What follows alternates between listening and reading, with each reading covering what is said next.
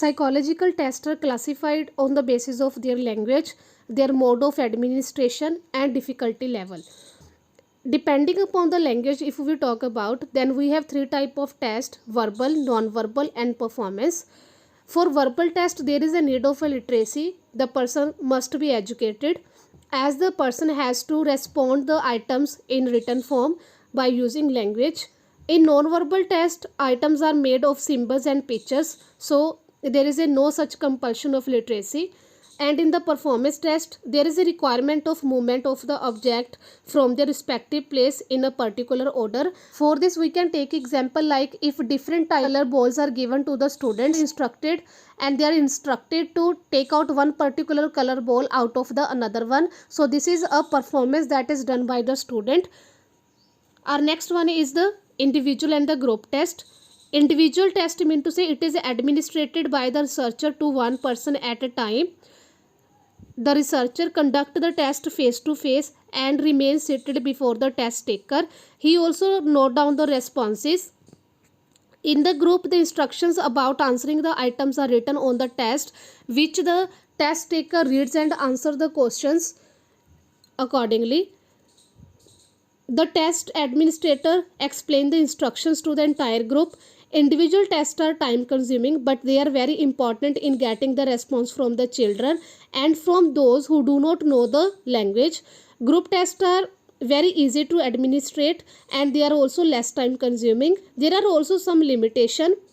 In the group test, we are not able to motivate the respondent to answer the question, or they also sometimes produce fake responses. Our next classification of the psychological test is speed and power test. In the speed test, there is a time limit within which the test taker is required to answer all the items. So as the name suggests, here we check the speed of the test taker. Here we check the speed of the respondent. Such a test evaluates the individual on the basis of time taken to answer the items.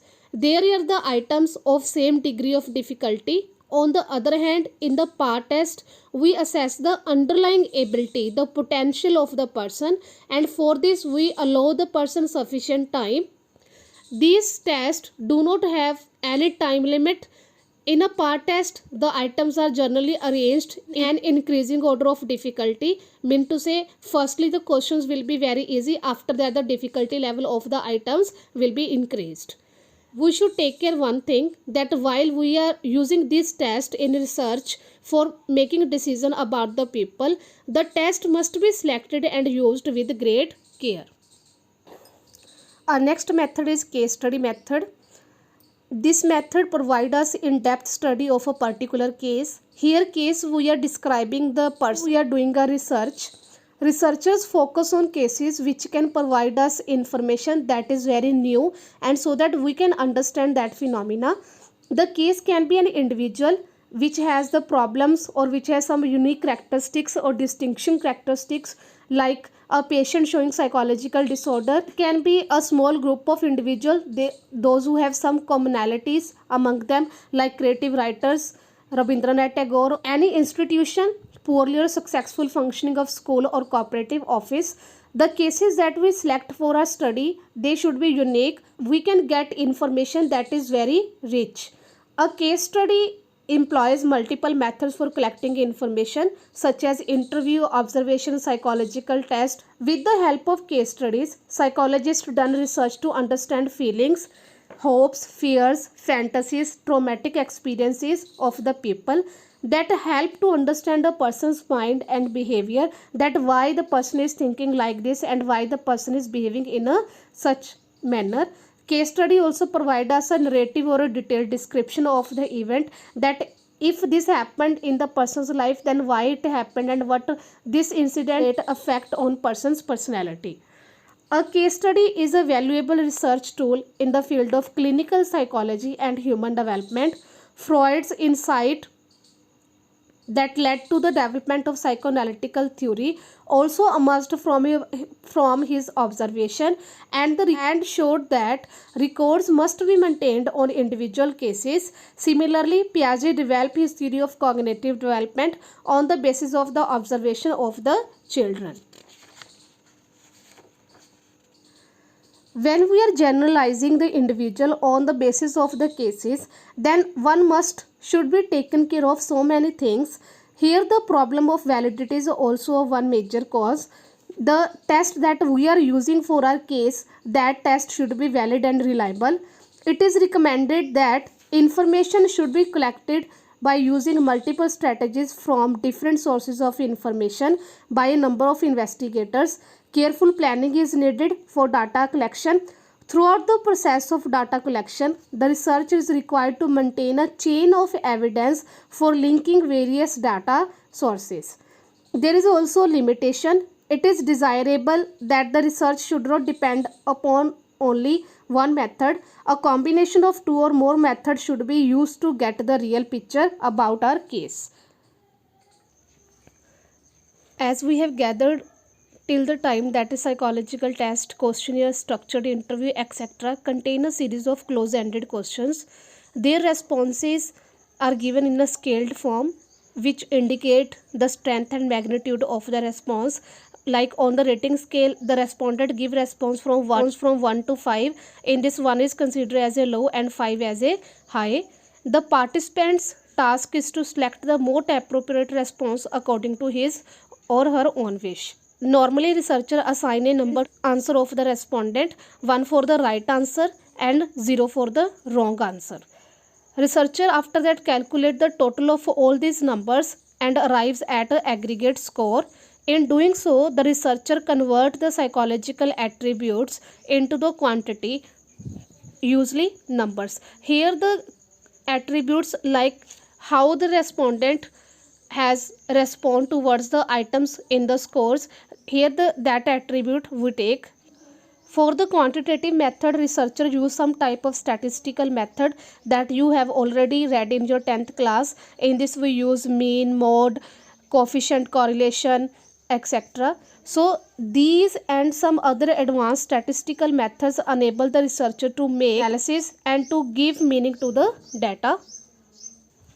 This we done after getting the data. When we arrive at the stage of conclusion, two methodological approaches we use that we have already discussed. One was quantitative method and now we will move to the another one, that is the qualitative method. Human experiences are very complex. Like if you want to know how a mother feels about the loss of her child, you will need to hear her story to understand how her experience is organized and what meaning she has given to her suffering. Psychologists have developed various qualitative methods to analyze such data. One of them is narrative analysis. Data are not always available in the form of scores. When the researcher used the method of participant observation, unstructured interview, then the data are generally in a descriptive form. They describes the thing instead of scoring. In participants' own words, field notes taken by the researcher, etc. This type of data we cannot convert into scores, or we cannot use some type of statistical technique in this. It is more descriptive in nature.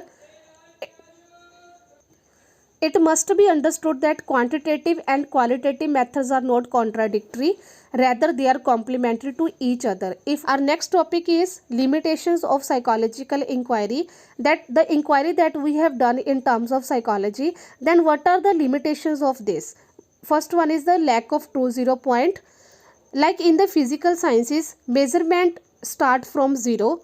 For example, if you want to measure the length of a table, then you can measurement device start from zero. But in psychological measurement, we don't have any true zero point. For example, psychology accepts that no person in this world has zero intelligence. All of us have some degree of intelligence. As a result, whatever scores we get in psychological studies, they are not absolute in nature. Rather, they have relative value. For example, on the basis of marks obtained in some test, the teacher arranges the student in an order 1, 2, 3, 4 and so on. Problem in such type of assessment is that the difference between the first and second rank holders may not be the same as the difference between the second and third rank holder. Out of 50, if the teacher has given first rank to that child who scored 48 marks, and the second rank to the child who scored 47 and the third rank to that child who scored 40. So we can see that there is not a same difference between the each rank. So the difference between the first and the second rank holder is not the same as the case between second and third rank holder. You can see that if the first rank holder scored 48 and the second rank holder scored 47, so there is a difference of only 1 mark. But on the other hand, second and third rank has a difference of 7 marks. This is the relative nature of the psychological measurement. Our next one is the relative nature of psychological tools. Psychological tests are developed keeping in view some features of particular context. For example, test is developed for urban students and it contains all that items that are available in urban setting like multi-stored buildings, airplanes, metro railway, etc. Such test is not suitable for the children, those who are living in the tribal areas or the rural areas. Similarly, a test that is developed in the Western countries may not be applicable in the Indian context as all the things are different. Last one is the subjective interpretation of the qualitative data. Data that we have collected from qualitative studies are largely subjective as they involve the interpretation on the part of the researcher as well as the person who is providing us the data. The interpretations may vary from one individual to the other. For avoiding the subjectivity in the studies, it is always suggested that the fieldwork should be done by more than one investigator who at the end of the day should discuss their observation and arrive at an arrangement before finally giving it a meaning. Our last topic is ethical issues. As till the time we have understood that psychological research is concerned with human behavior, the researcher is expected to follow certain ethics or moral principles like respect for person's privacy, his choice that whether he want to participate or not, should be justice on the part of the participant, and sharing the benefits of research with all participants. So we will now discuss some important aspects of ethical principles. First one is voluntary participation. This principle states that the person on whom you want to conduct the study should have the choice to decide whether he want to participate or not. The participant should have the freedom in this matter. Our next one is the informed consent. As the name suggests that here we have to inform the participant about all the study, that what is going to be happen with him during the study.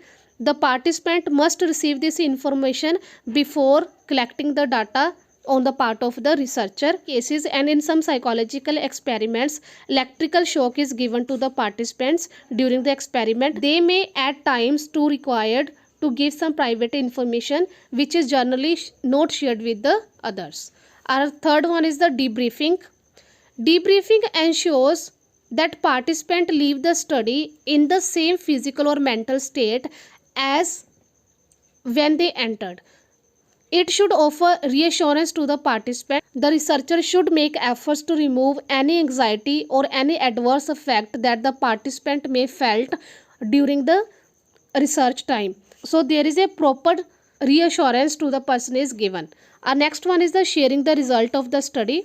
After getting the data on the part of the participant, researcher's work start and he came back to his workplace. He analyzes the data and draw the conclusion.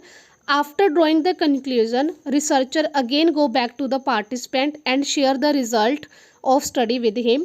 When the researcher go back after collecting the data, the participant develop certain expectations from him. One of the expectation that the participant has that the researcher will tell him about his behavior during the investigation, and it is also the moral duty of the researcher to go back to the participant and tell him about his whole behavior and the result of the study. This exercise has advantage. First one is that by this way we are fulfilling the expectations of the participant, and second thing, participants may tell the researcher about his experiences about the result, which sometime may helpful to develop new insight in the study. Our next one is confidential of the data source. The participants in a study have the right to privacy. The researcher must safeguard their privacy by keeping the information in strict confidence. The information should only be used for research purpose, not for any another thing. It should not pass to the another person. Most effective way of protecting the confidentiality of the participants is to not record their identities. However, it is not possible in certain kind of research. In that cases, code numbers are used that are given on the date sheet, and the names with the codes are kept separately. The identification list should be destroyed as soon as the research is over. So this is all about this chapter. I hope that you have understood it very well and try to understand the chapter thoroughly. Thank you.